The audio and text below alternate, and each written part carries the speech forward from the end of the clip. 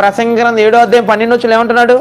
ప్రసంగి గ్రంథం 7వ అధ్యాయం 12 జ్ఞానము ఆశ్రయాస్పదము, ద్రవ్యము ఆశ్రయాస్పదము, అయితే జ్ఞానము దాని పొందిన వారి ప్రాణమును రక్షించును. చూడండి, మన ప్రాణాన్ని రక్షించేది దైవజ్ఞానం, మన ప్రాణాన్ని తీసుకునేది లోకజ్ఞానం. మన ప్రాణాన్ని నిలబెట్టేది దైవజ్ఞానం, మన ప్రాణాలను పోగొట్టుకునేలా చేసేది లోకజ్ఞానం. లోకజ్ఞానం వల్ల దుఃఖం ఉంటే దైవజ్ఞానం వలన సంతోషం ఉంది. ఇదే జ్ఞానము వలన కలుగు లాభము.